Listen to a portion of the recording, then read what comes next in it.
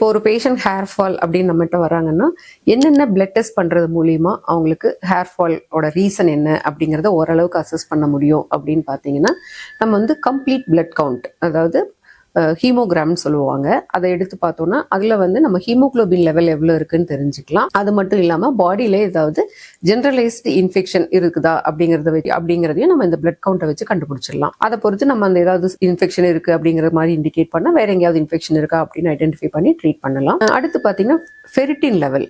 யூஸ்வலாக ஃபெரிட்டின்ங்கிறது வந்து அயனோட storage form.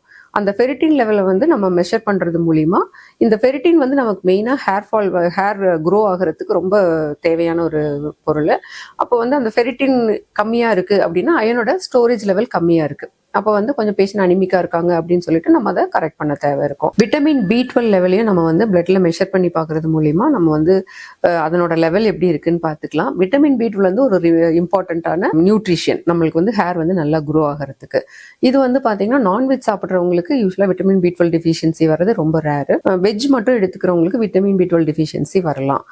அடுத்து வந்து பார்த்தீங்கன்னா ஜிங்க் வந்து ஹேரோட ஃபாலிக்கலோட ஹெல்த்தை இம்ப்ரூவ் பண்ணுறதுக்கு தேவைப்படக்கூடிய ஒரு பொருள். இதை வந்து பிளட்ல நம்ம மெஷர் பண்ணுறது மூலியமாகவும் ஜிங்க் லெவல் கம்மியாக இருந்ததுன்னா அதை ரீப்ளேஸ் பண்ணி நம்மளால ஹேர் ஃபாலை ட்ரீட் பண்ண முடியும். அப்புறம் பார்த்தீங்கன்னா ஹார்மோனல் இவாலுவேஷன். பேஷண்ட்ஸுக்கு வந்து டெஸ்டோஸ்டிரோன் லெவல் எவ்வளோ இருக்குது, அல்லது லூட்னைசிங் ஹார்மோன்னு சொல்லுவாங்க, LH அண்ட் FSH, இதையெல்லாமும் அசஸ் பண்ணி, இப்போ ஒரு சில PCOD இருக்கிற பேஷண்ட்ஸுக்கு இந்த ஹார்மோனல் இம்பேலன்ஸ் எல்லாம் இருக்கும். அதை வந்து நம்ம பார்த்து அதை கரெக்டான ட்ரீட்மெண்ட் கொடுக்கறது மூலியமா அந்த ஹார்மோனல் இம்பேலன்ஸை கரெக்ட் பண்ணி அது மூலியமா நம்ம ஹேர் ஃபாலை ட்ரீட் பண்ண முடியும். இன்னொன்று பிளட் சுகர் லெவலும் நம்ம பார்க்க வேண்டியிருக்கும். ஏன்னா இப்போ வந்து பேஷண்ட்ஸ் வந்து டயபெட்டிக்காக இருக்காங்க, க்ரானிக்காக பிளட் சுகர் அதிகமாக இருக்கு அவங்க பிளட்ல அப்படின்னா அவங்களுக்கும் வந்து ஹேர் ஃபால் வர்றதுக்கு வாய்ப்பு இருக்கு.